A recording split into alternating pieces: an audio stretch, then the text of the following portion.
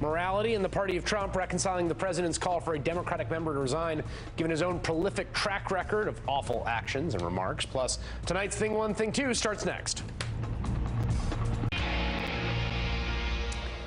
Thing 1 tonight, the most powerful man in the world has always seemed like one of the most insecure. Look at those hands. Are they small hands? And he referred to my hands. If they're small, something else must be small. I guarantee you there's no problem. I guarantee it. We have gone a long time since playing that clip, which I appreciate. We elected that guy, but that did not cure his insecurity about size, as we infamously learned on day one, when he drew a much smaller crowd than Obama for his inauguration speech. This was the largest audience to ever witness an inauguration, period, both in person and around the globe. The field it looked like 1.5 million people. That was the day America entered the era of the president who lies about his crowd size. Last night, he was in El Paso, Texas.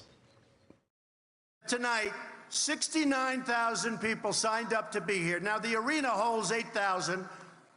And thank you, Fire Department. They got in about 10. Thank you, Fire Department. Appreciate it. What a great shout out to the El Paso Fire Department, except that Trump just accused them of breaking the law and endangering public safety for a fire hazard MAGA fest. Fire department was not at all amused, and that's Thing 2 in 60 seconds.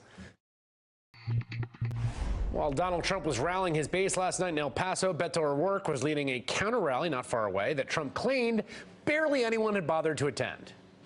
He challenged us. So we have, let's say, 35,000 people tonight, and he has 200 people, 300 people, not too good. I mean, crowd size is tough to measure, but it's not that tough. Estimates put the O'Rourke rally at between 7,000 and 15,000 people, which is just a bit more than 300.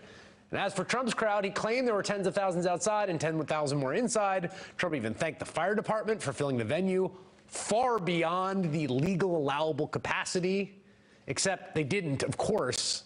Quote, the fire public information officer said no special permission was given by the fire department, and the Coliseum had about 6,500 people in it during the president's rally at capacity. Trump just added a few thousand people, because telling a crowd of 6,500 they're actually a crowd of 10,000 is just the kind of thing Trump does with numbers. We have vets that used to wait online for 7 days, 20 days, 30 days. I've heard up to 38 days, 2 days, 5 days, 20 days, 30 days, 50 days. To build a highway in this country would take 17, 18, 20, and even 21 years. 401ks are up 30, 40, in some cases much higher than that. The president today called for Congresswoman Ilhan Omar to resign over 2 tweets for which she has since apologized. And it's a good opportunity, as good as any, to revisit some of the things that Donald Trump himself has said, like, for instance, when he launched his campaign. When Mexico sends its people, they're not sending their best. They're bringing drugs, they're bringing crime, they're rapists, and some, I assume, are good people. Or when he said an American judge in his fraud case couldn't be objective or judge him because he was, as Donald Trump put it, Mexican. I have a judge who is a hater of Donald Trump, a hater. He's a hater. His name is Gonzalo Curiel. And he is not doing the right thing. The judge, who happens to be, we believe, Mexican, which is great. I think that's fine. Oh, you think that's fine? Or the way that he refers to certain countries. The president tonight apparently uncorking another astonishing statement, complaining to lawmakers in the Oval Office about protections for immigrants. Why do we want these people from, quote, all these shithole countries here? According to a Democratic aide familiar with the conversation, Mr. Trump was referring to African nations and Haiti before suggesting the U.S. should have more people from places like Norway. Oh, okay. Well, he hasn't apologized for any of that or resigned for it, or he hasn't apologized for perhaps his lowest moment as president when literal Nazis marched in Charlottesville, Virginia, chanting, "Jews will not replace us," and menacing folks, including synagogues, and carrying torches, only to follow that up by actually murdering someone the next day. This was Donald Trump's response a few days later. I think there's blame on both sides. You look at both sides. I think there's blame on both sides, and I have no doubt about it, and you don't have any doubt about it either. Never apologized for that. He certainly didn't resign over it. Of course, you know all this. I know you know all this. I know it. The president knows it. We all know it. The president has no moral standing whatsoever. But it's a bigger problem than just the president. Some names to remember after the break. Republicans are gamely trying to show off their own moral credentials because they took Congressman Steve King off his committees after the man literally defended white supremacy. But that was after 20 years of knowing his odious views and supporting him. Donald Trump even campaigned for him in 2014. And it doesn't stop with Steve King. Remember this guy? The indicted Congressman Duncan Hunter, who is alleged, along with his wife, to have stolen hundreds of thousands of campaign dollars, that guy. He ran against a Palestinian Mexican-American with ads like this. Amar Kapanejar is working to infiltrate Congress. He's used 3 different names to hide his family's ties to terrorism. His grandfather masterminded the Munich Olympic massacre. His father said they deserved to die. There was essentially no reaction from Republicans. No calls to apologize. It was not a big national scandal. There was no calls to drop out of the race, resign. Basically, everyone was fine with it because generally the Republican Party in the age of Donald Trump as president is fine with all kinds of bigotry. Joining me now, Amar Kapanejar, who was the target of Duncan Hunter's vile ad and who plans to run against the indicted congressman again. Rabbi Jill Jacobs, executive director of TRUA, the Rabbinic Call for Human Rights, who wrote last week in the Washington Post about the false comfort of Trump's condemnation of anti-Semitism. Let me start with you, Amar. I thought of you when I was watching the Ilhan Omar thing play out, when we're sort of talking about what do people have and have not apologize for in terms of bigoted statements or perceived bigoted statements, and I thought, I wonder what Amar Kapanejar thinks about this. Was it a big deal, those ads that he ran against you? Did Republicans call for him to apologize or get out of the race? There was no apology that was issued towards me from Duncan Hunter. Honestly, I don't want an apology from him. It doesn't mean anything coming from him, to be honest. But here's what I do know, Chris. We're at a moral crossroads as a country and as politicians. We can either explore unity or exploit division, and I think this election in 2020 and beyond is about us paving a path towards a unified, fortified, progressive future for all of us. And there is no room in America for hate speech. This is the only country on earth that was built on the notion that our differences don't outweigh our common humanity. It's the only nation that was built off the notion of welcoming all nations. So there's no room in this country for hate speech on either side, and I don't expect anything really becoming of Hunter, to be honest, or his party for that matter. Do you feel like there's, Rabbi Jacobs, any sort of clear standard that's been articulated about bigotry, its place, what is worth apologizing for or resigning over?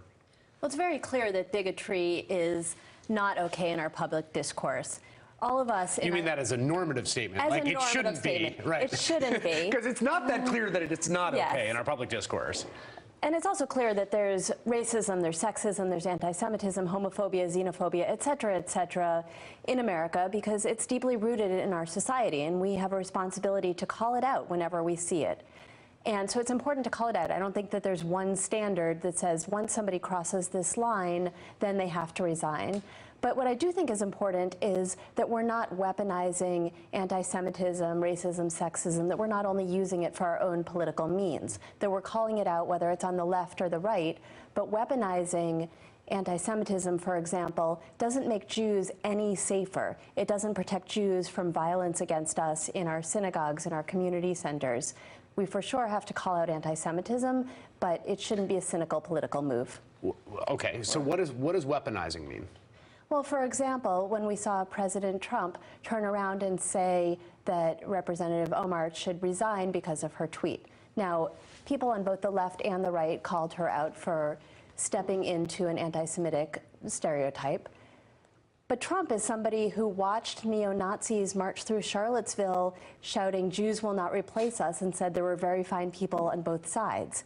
And he's somebody who has made common cause with white nationalists and spurred the kind of hatred that ultimately led a terrorist to walk into a synagogue in Pittsburgh and murder 11 Jews while they were praying.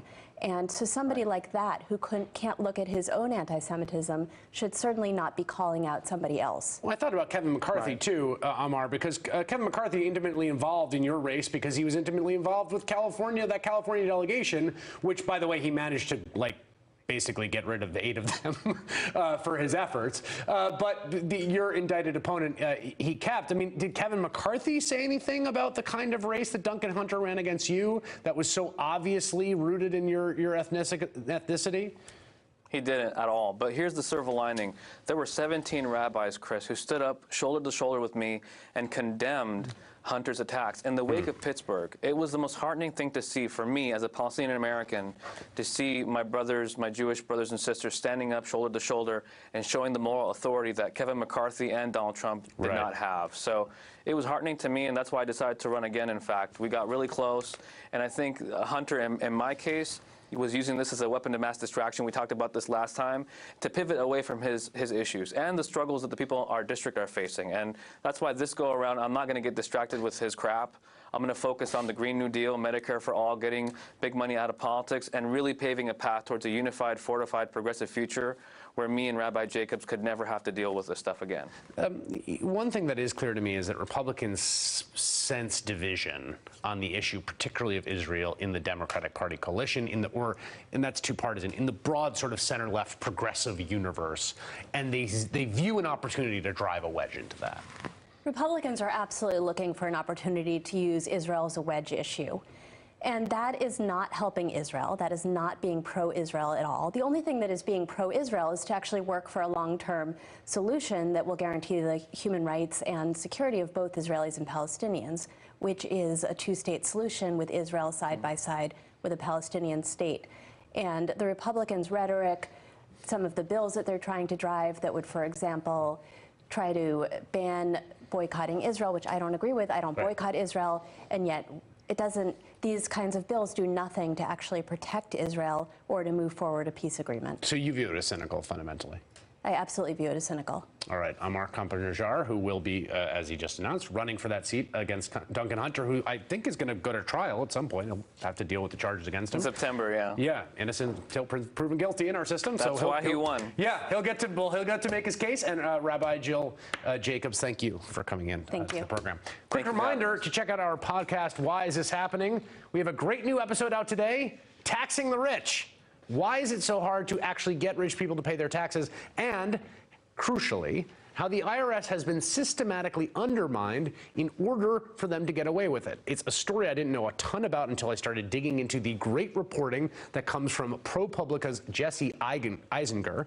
And Jesse and his colleagues at ProPublica have taken a deep look into how Republicans, conservatives, anti-tax activists, and Republicans in Congress have all undermined the ability for the IRS to do the thing that it actually has to do, which is to collect taxes for the American people so as to fund the U.S. government. He connects all the dots to tell the scandalous story. Make sure you download it wherever you get your podcasts. Do not forget to subscribe. That is all in for this evening. The Rachel Maddow Show starts right now.